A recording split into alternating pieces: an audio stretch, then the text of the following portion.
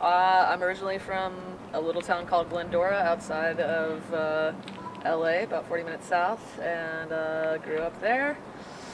Moved to Bellingham, Washington. I moved to like Bay Area first for a year, but then Bellingham, Washington for about 10 years. Didn't think I was going to go to school when I first started there.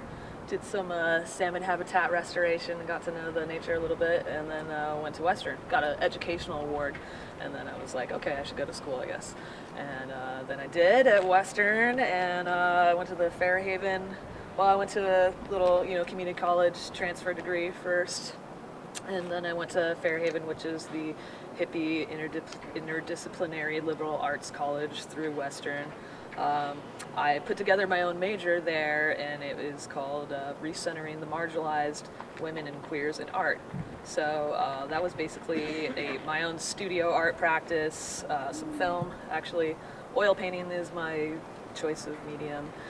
And, kind of a little queer and female. I was always just, looking for representations of queer artists and female artists, and, was kind of disappointed with my findings.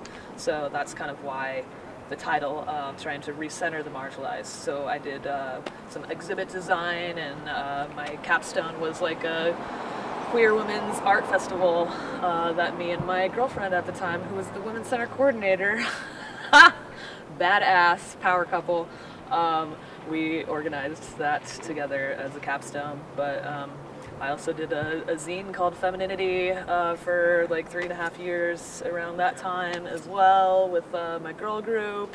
And so yeah, just like arts and education and feminism has always been a big passion of mine.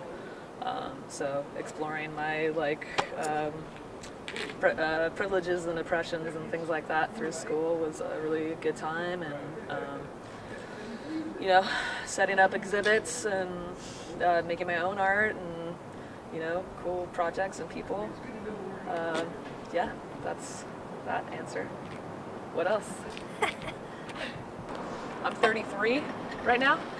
Triple. It's a nice round number, and I feel like I'm in my prime, and I'm kind of on fire, and I'm like, I'm making art, I'm dancing, I'm laughing a shit ton. I know myself and my boundaries and like what I want, and I'm going for it. And I'm just trying to like get my energy right where it needs to be, and like, yeah, I'm just so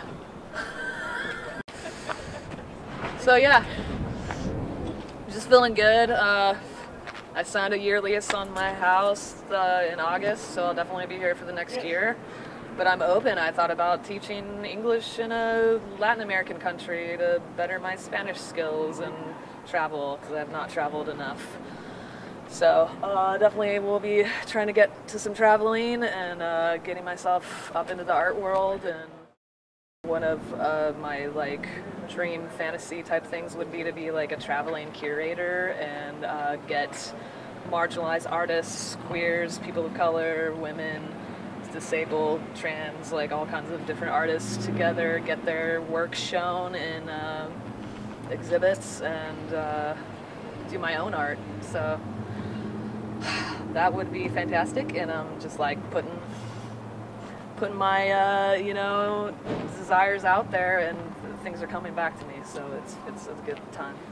33 is a good age, and I don't look it too bad, huh? Okay. What else? Well, when you say visibility, I think about like whether or not someone would read me as queer, and I know femme invisibility is a big issue for folks. I feel like I'm pretty dykey, and obviously so, but I still get some fellas hitting up on it. Like, come on, really?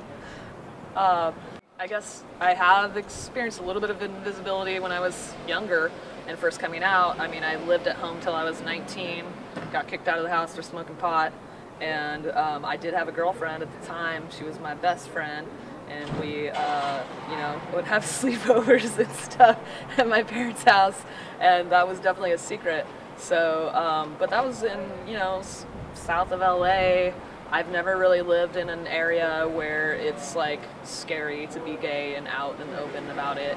I have visited places and like gone into restaurants with a girlfriend, not even like holding hands or doing anything, but just being obviously queer, and like have had to walk out because it just felt gross. And like I know that feeling when people are like, ugh, gross, like your existence makes me completely uncomfortable. And I've thought about that and like why someone's expression, gender expression, or you know, sexual identity expression, why would someone's expression like take away from anyone else's? Similar kind of argument with the marriage equality, like why would queers being able to marry take away from the sanctity of straight marriage, that kind of thing. It just doesn't make sense. You know, if you're strong in your beliefs and ideals and who you are, you don't, you're not swayed by other people's expressions at all. So I really would love to see more and more places be open and accepting of different expressions. Yeah.